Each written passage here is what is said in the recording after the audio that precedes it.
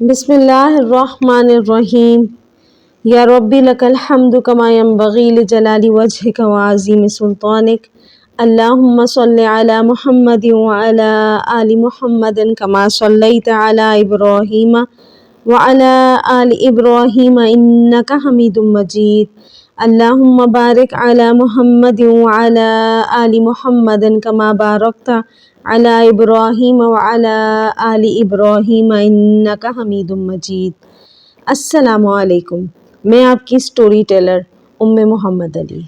ہم پڑھ رہے ہیں سیرت النبی، اور ہم سیرت النبی کے اس مقام پر پہنچ گئے جہاں آپ صلی اللہ علیہ وسلم کو نبوت کے لیے چن لیا گیا۔ حضرت جبرائیل علیہ السلام کے ذریعے وحی نازل کی گئی، اور ایک انسان ہونے کی حیثیت سے آپ صلی اللہ علیہ وسلم کا ریاکشن اور رسپونڈ بہت مشکل تھا۔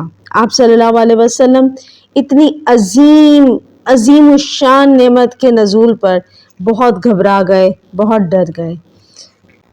آپ صلی اللہ علیہ وسلم کے نبوت کا یہ چناؤ اللہ کے نبی حضرت ابراہیم اور حضرت اسماعیل کی اس نعمت کی خواہش کی تکمیل تھی، اس دعا کی قبولیت تھی کہ اللہ تعالیٰ نے حضرت اسماعیل کی اولاد میں آپ صلی اللہ علیہ وسلم کو آخری نبی کی شکل میں انسانیت کو تحفے کے طور پر عطا کی۔ سورہ جمعہ کی آیت نمبر 2 میں بیان کیا گیا ہے کہ وہ اللہ ہی ہے جس نے ایک امی قوم، امی کو ہم پہلے ڈسکس کر چکے، امی وہ لوگ جن کو پڑھنا لکھنا نہیں آتا، وہ اللہ ہی ہے جس نے ایک امی قوم میں اور انہی میں سے ایک رسول بھیجا جو ان کو اللہ کی آیات سناتا، انہیں پاک کرتا اور کتاب و حکمت کی تعلیم دیتا ہے، اگرچہ وہ لوگ اس سے پہلے کھلم کھلا گمراہی میں تھے۔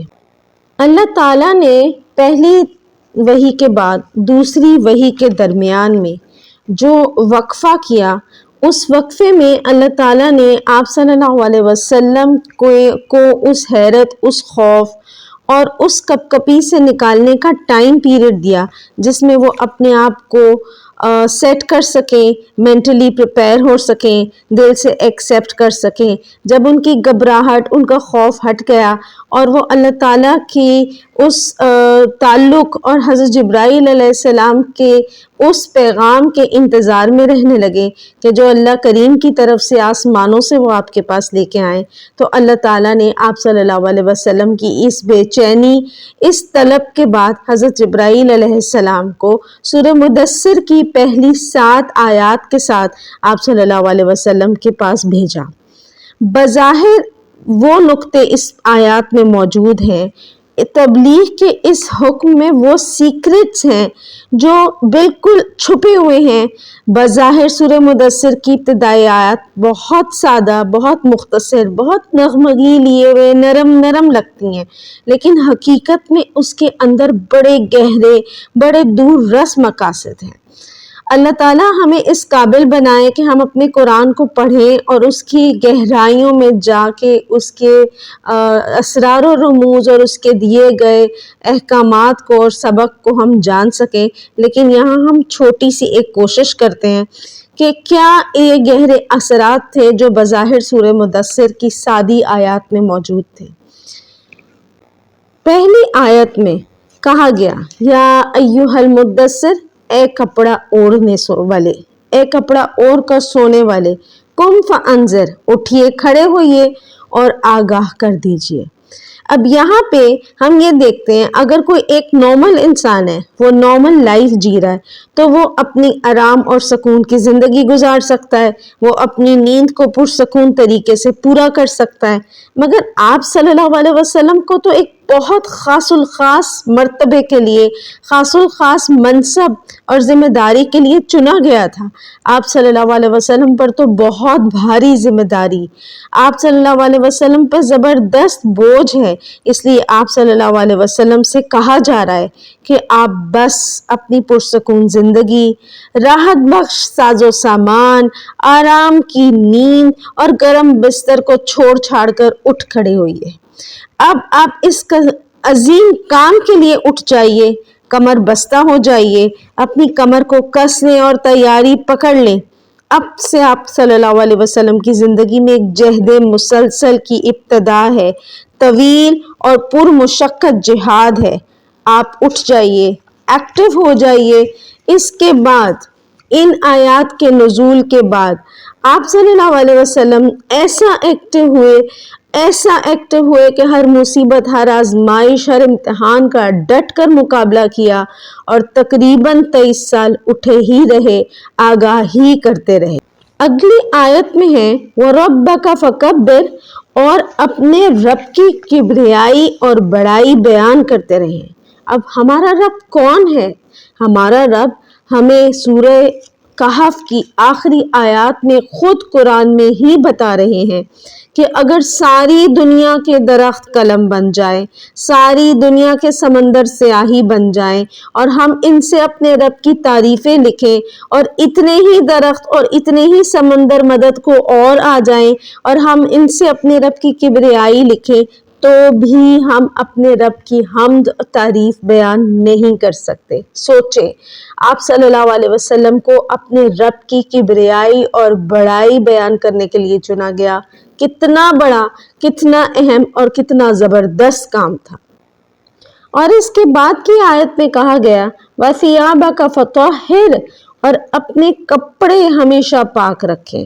اب یہاں پہ کپڑے صرف ظاہری نہیں بلکہ ظاہر و باطن، جسمانی اور روحانی پاکی مقصود ہے۔ آپ صلی اللہ علیہ وسلم پر اللہ تعالیٰ کی خاص رحمت ہے۔ اللہ تعالیٰ نے آپ صلی اللہ علیہ وسلم کو ظاہر و باطن کی صفائی اس قدر پر نور اور اپنے خاص حفاظت کے ساتھ، خاص مدد کے ساتھ اس قدر روشن کی ہے کیونکہ آپ صلی اللہ علیہ وسلم کو رہتی دنیا کے لیے اعلیٰ نمونہ بنانا تھا۔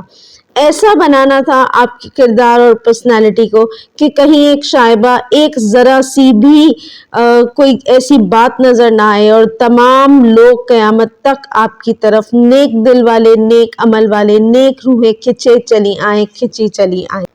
اگلی آیت میں کہا گیا وَالرُّجْسَ فَاهْجُرْ، اور ناپاکی سے دور رہیں۔ اب یہ کون سی ناپاکی ہے؟ یہ بت پرستی کی، غلط روایات کی، اس زمانے کے شرک کی ناپاکی ہے جو نہ صرف آپ صلی اللہ علیہ وسلم کو اس سے دور رہنے کا کہا گیا بلکہ قیامت تک کے آنے والے تمام مسلمانوں کے لیے بھی یہی حکم ہے کہ ہم نے وحدانیت کے راستے پہ چلنے کے لیے ان تمام گندگیوں اور ناپاکیوں سے دور رہنا ہے۔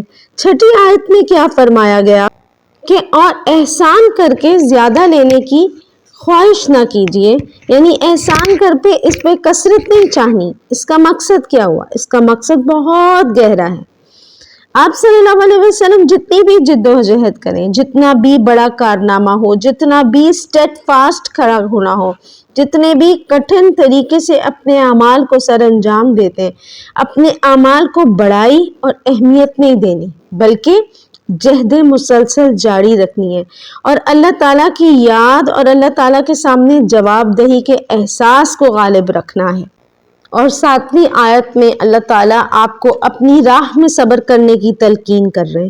یہ کون سا صبر ہے جو اللہ تعالیٰ آپ صلی اللہ علیہ وسلم کو اپنی راہ میں کرنے کا کہہ رہے ہیں؟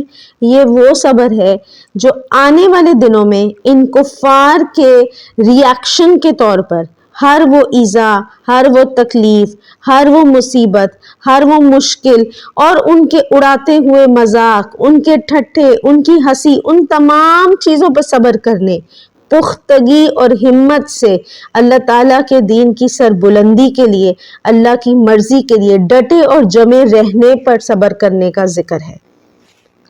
اللہ تعالیٰ ہمیں تمام کے تمام قرآن کا ایسا فہم اور ایسا تفکر اور ایسا تدبر عطا کرے کہ ہم ہر آیات کو اس کی گہرائیوں کے ساتھ جاننے اور عمل کرنے والے بن جائیں۔ آمین ثم آمین۔ دیکھیے، بظاہر سادہ اور مختصر مگر عمل اور مقصد کے لحاظ سے یہ احکامات کتنے باعظمت، سخت اور بھاری تھے۔ ان کے نتیجے میں کیا ہونے لگا تھا دنیا میں؟ ان کے نتیجے میں دنیا ایک نئے دور میں داخل ہونے جا رہی تھی۔ ایسی اتھل پتھل ہونے لگی تھی جو اب دنیا کے گوشے گوشے کو ہلا کر رکھ دے گی۔ اب صلی اللہ علیہ وسلم کا تبلیغ اور دعوت کا دور شروع ہو گیا۔ دعوت کے لحاظ سے آپ صلی اللہ علیہ وسلم کے ادوار اور مراحل کو دو حصوں میں تقسیم کر سکتے ہیں۔ یہ دونوں حصے ایک دوسرے سے مکمل طور پر نمایاں اور ممتاز تھے۔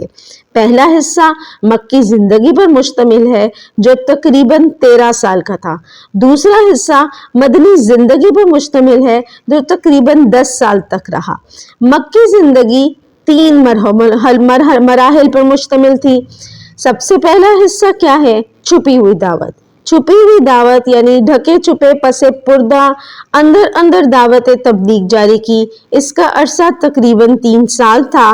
دوسرے حصے میں مکی زندگی کے دوسرے مرحلے میں کھلم کھلا دعوت دی گئی اور اہل مکہ کو یہ کھلم کھلا دعوت و تبلیغ کا مرحلہ نبوت کے 4 سال سے لے کے 10ویں سال کے آخر تک جاری رہا۔ مکی زندگی کا تیسرا مرحلہ 10ویں سال کے اخیر سے لے کے ہجرت مدینہ تک ہے اور اس میں آپ صلی اللہ علیہ وسلم نے مکہ کے باہر کے لوگوں کو اسلام کی دعوت، مقبولیت اور پھیلاؤ کا ذریعہ بنا۔ اب ہم پڑھتے ہیں مکے کی زندگی کا پہلا مرحلہ۔ کعبۃ اللہ کی موجودگی مکہ میں ہے۔ اس کعبے کی وجہ سے مکہ دین کا مرکز تھا، حتیٰ کہ مشرکین کے بت بھی یہاں رکھے جاتے تھے۔ اس لیے ہم پہلے ہی پڑھ چکے ہیں کہ مکہ تمام قبائل کے لیے مقدس جگہ تھا۔ یہ نہ صرف ان حنیف لوگوں کا جو ایک اللہ کو مانتے تھے ایک مقدس اور مقبول ترین مقام تھا، بلکہ یہ مشرکین کا گڑھ بھی تھا۔ مشرکین بھی یہاں اپنے بتوں کے حج کے لیے آتے تھے۔ یہ بہت پر اثر علاقہ تھا۔ یہاں لوگوں کی اصلاح کرنا، انہیں وحدانیت کی راہ پر لانا قدرے مشکل تھا۔ اس کے لیے ایسے ارادے اور ہمت کی ضرورت تھی جس کو بڑے سے بڑا طوفان بھی نہ ہلا سکے۔ اس لیے پوشیدہ تبلیغ کی گئی۔ پوشیدہ تبلیغ کی حکمت یہ تھی کہ اہل مکہ کے سامنے اچانک سے ایک ہیجان انگیز صورتحال نہ آئے، بلکہ پہلے حتیٰ دھیرے خبریں پھیلیں، دھیرے لوگوں کے دلوں میں یہ جگہ بنائے اور پھر جب اللہ تعالیٰ کا حکم ہو تو پھر اس کی کھلم کھلا دعوت کی جائے۔ اعلان نبوت کے بعد رسول اللہ صلی اللہ علیہ وسلم پر اللہ کی ساری مخلوق میں سے سب سے پہلے ایمان لانے کی سعادت کسی اور کو نہیں بلکہ اپنا دل، اپنی جان، مال، دولت اور محبت نثار کرنے والی بہترین بیوی سیدہ خدیجہ رضی اللہ تعالی عنہ کو ملی ہے۔ ایمان لاتے وقت حضرت خدیجہ رضی اللہ تعالی عنہ کی عمر 55 سال ہے۔ اس بات پر تمام مسلمان اور تاریخ دان متفق ہیں کہ سیدہ خدیجہ رضی اللہ تعالی عنہ سے پہلے کوئی مرد یا عورت رسول اللہ صلی اللہ علیہ وسلم پر ایمان نہیں لایا۔ رسول اللہ صلی اللہ علیہ وسلم کے کردار کی عظمت سیدہ خدیجہ رضی اللہ تعالی عنہ کے سامنے ہے۔ دنیا داری اور معاملات آپ سے چھپے ہوئے نہیں تھے۔ رشتہ داروں کے ساتھ رسول اللہ صلی اللہ علیہ وسلم کا سلوک، کمزوروں کی مدد، لوگوں کے درمیان طرز عمل، تنہائی کی زندگی حضرت خدیجہ رضی اللہ تعالی عنہ کے سامنے ہے۔ خدیجہ بنت خویلد رسول اللہ صلی اللہ علیہ وسلم پر نہ صرف ایمان لائیں بلکہ رسالت کی ذمہ داریاں نبھانے کے لیے دین کی ایگزیکیوشن میں رسول اللہ صلی اللہ علیہ وسلم کی مدد کرتی۔ مشکل لمحات تھے اور مشکل لمحات میں ان کی حوصلے افزائی کرتی، ان کا حوصلہ بڑھاتی اور اللہ تعالیٰ نے حضرت خدیجہ رضی اللہ تعالی عنہ کے اس پرسکون وجود کے ذریعے سے ہی رسول اللہ صلی اللہ علیہ وسلم کا وہ بوجھ ہلکا کیا جو پہلی وحی کے بعد وہ اپنے اوپر محسوس کر رہے تھے۔ جب مکہ کے لوگ رسول اللہ صلی اللہ علیہ وسلم کو جھٹلاتے تھے اور تلخ کلامی کرتے تھے تو گھر آنے پر حضرت خدیجہ رضی اللہ تعالی عنہ ایسی گفتگو کرتی کہ ان کی ساری پریشانیاں اور غم دور ہو جاتے۔ ایسی محبت کرنے والی شریک حیات ہی رسول اللہ صلی اللہ علیہ وسلم کا حوصلہ بڑھا سکتی تھی۔ یہ اللہ تعالیٰ کا چناؤ تھا۔ رسول اللہ صلی اللہ علیہ وسلم پر سب سے پہلے ایمان لانے، حوصلہ بڑھانے والی اور حوصلہ بڑھانے کا صلہ اللہ تعالیٰ نے اس اللہ تعالیٰ نے حضرت خدیجہ کو کچھ یوں دیا کہ آپ صلی اللہ علیہ وسلم کے پاس جب جبرائیل علیہ السلام آئے تو انہوں نے آپ صلی اللہ علیہ وسلم سے عرض کیا، اللہ کے رسول صلی اللہ علیہ وسلم اپنے رب کی طرف سے اور میری طرف سے سیدہ خدیجہ کو سلام پہنچائیے، وہ آپ کے لیے کھانے پینے کا کچھ سامان لے کر آ رہی ہیں، انہیں خوشخبری دیں کہ اللہ کریم نے ان کے لیے جنت میں موتیوں سے محل بنایا ہے جس میں نہ شور ہوگا اور نہ کوئی انکنوینئنس ہوگی، کوئی کوفت ہوگی۔ رسول اللہ صلی اللہ علیہ وسلم نے جب سیدہ خدیجہ کو اللہ کریم کا یہ پیغام پہنچایا تو سیدہ خدیجہ نے کہا، یا سلام، اللہ کریم تو خود سلام ہے، ساری سلامتی اسی سے ہے، جبرائیل علیہ السلام پر سلام ہو اور اللہ کے رسول صلی اللہ علیہ وسلم پر سلام ہو، آپ پر اللہ کریم کی نعمتیں اور برکتیں نازل ہوں۔